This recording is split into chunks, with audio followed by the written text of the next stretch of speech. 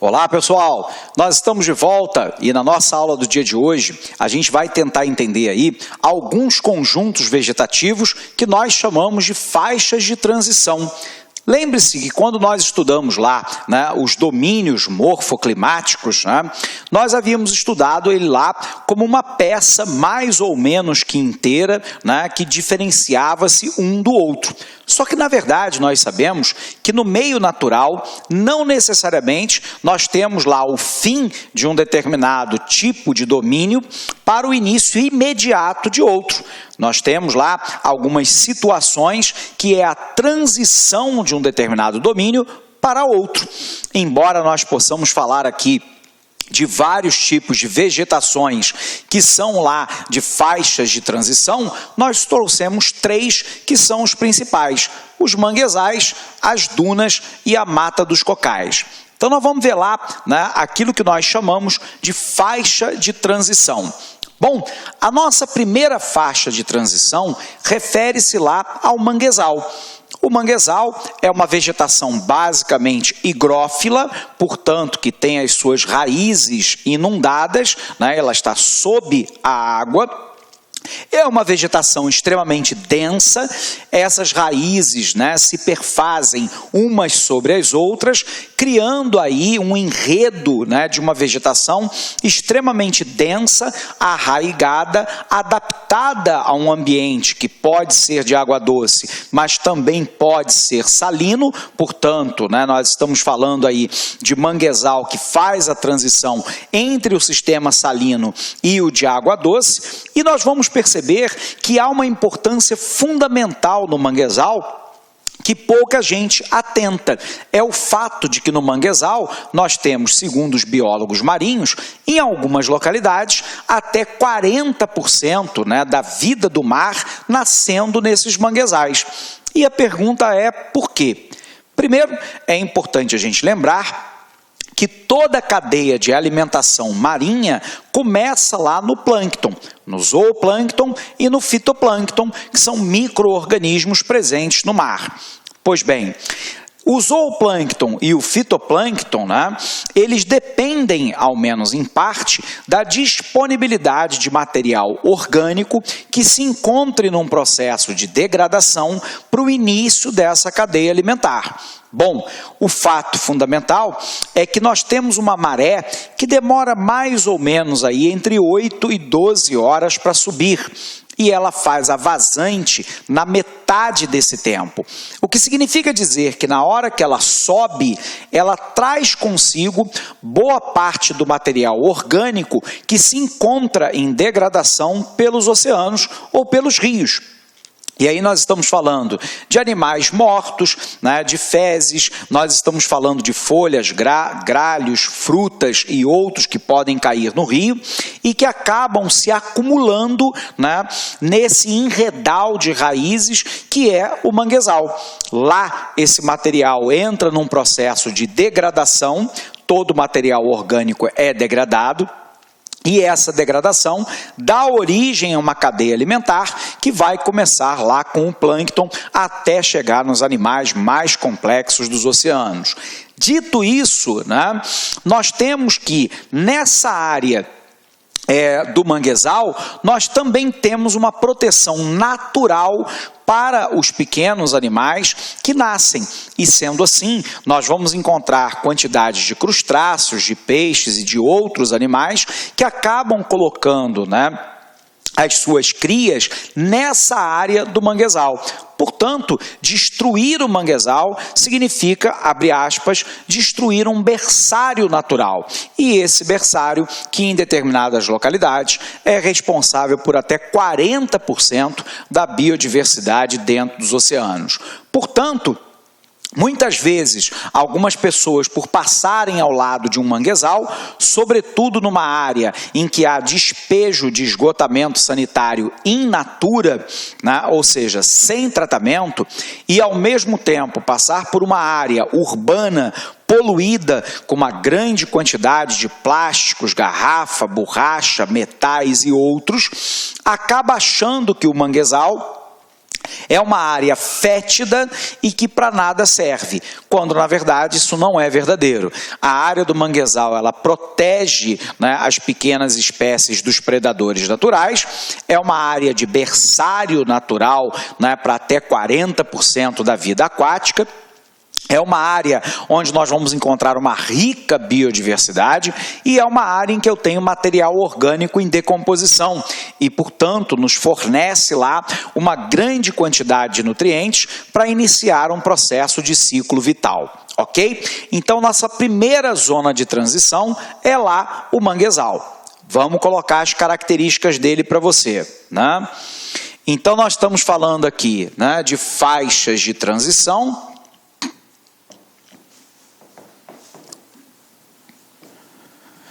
Obviamente, faixas de transição entre os domínios, né, morfoclimáticos, e o primeiro que nos interessa aqui é o manguezal. Então, nós estamos falando basicamente de uma vegetação, né, higrófila, higrófila,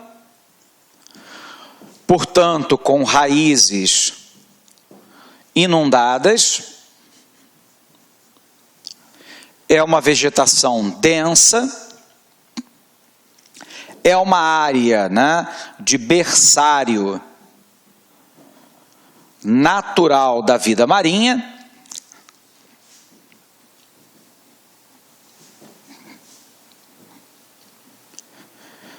É uma área onde nós vamos encontrar material orgânico em decomposição.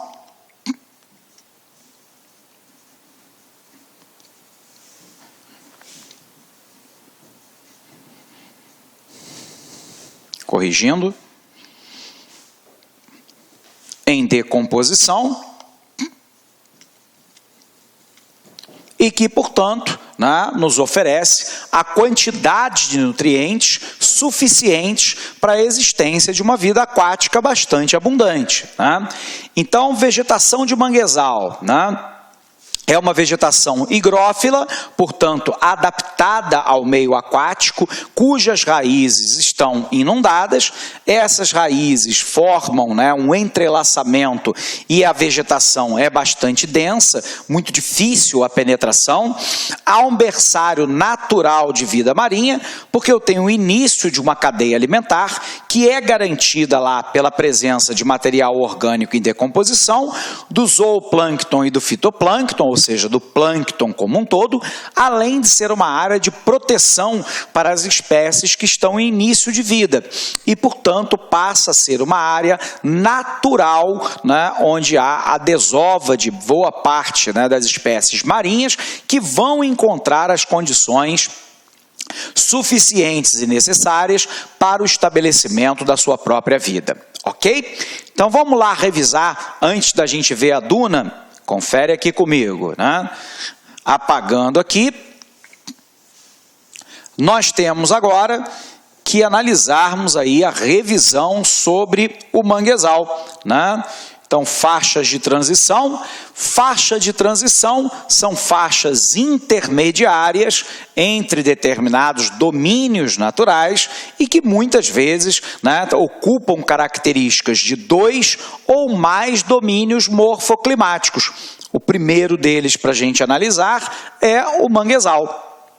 Então, nós temos lá um ecossistema que apresenta algumas características muito especiais, dentre elas uma grande variedade de vegetais, por outro lado, né, um considerável viveiro, ou seja, berçário de animais. Graças aí à grande quantidade de material orgânico que se encontra em decomposição, fornecendo o início de uma cadeia alimentar. E isso serve lá, né, tanto para peixes quanto para crustáceos, obviamente para aves, alguns invertebrados e por aí vai. É um dos ecossistemas brasileiros que sofreu maior processo de devastação. E a pergunta é por quê? Porque a colonização do nosso território, ele começa pela faixa leste, fronteira com o Atlântico. Então é óbvio que o nível de cidades de ocupação humana e de industrialização ao acontecer na faixa leste, acabou destruindo boa parte desses ecossistemas, que são ecossistemas absolutamente fundamentais para a vida aquática. E, portanto, ameaçado aí pela urbanização e pela industrialização. Certos bairros de cidades litorâneas brasileiras foram inclusive construídas sobre áreas de manguezais que foram aterradas ou cuja construção no formato de palafitas, que são aquelas habitações em cima de pernas de pé cravada, né, no solo, são muito naturais. Bom, dito isso, né, a gente tem que visualizar. Então nós temos aqui um manguezal que ajuda você a entender, né, o que acabamos de afirmar aqui sob o ponto de vista teórico, né? É uma vegetação higrófila, adaptada, né, portanto, à presença aquática, muita dessa presença aquática, né, de origem salina, portanto, né, material aí vindo dos oceanos. É uma vegetação muito densa, né? Observe que as raízes se entrelaçam entre si, dificultando muito a penetração, sobretudo a penetração humana. Então essa área acaba oferecendo o quê? Uma proteção natural para as espécies e, portanto, é considerada aí uma área de berçário natural. Por um outro lado, como a maré sobe e carrega o material orgânico para essas raízes e ele faz a vazante na metade do tempo, boa parte do material orgânico fica retido aqui. E ao ficar retido aqui, esse material orgânico entra em decomposição.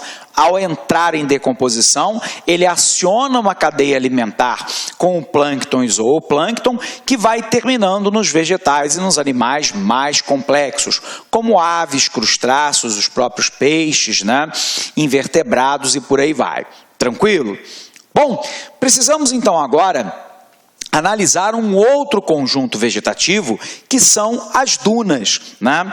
As dunas são aquelas faixas de transição entre a área litorânea e o domínio morfoclimático que nós encontramos mais no interior, né, do nosso país. E, portanto, ela é formada basicamente, né, por um terreno arenoso, grande presença, né, de quartzo.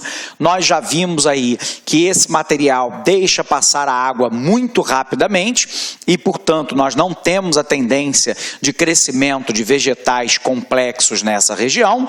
Nós vamos encontrar basicamente uma vegetação formada por gramíneas, uma vegetação molenga, em média com menos de 50 centímetros, e em algumas situações, uma vegetação arbustiva, né?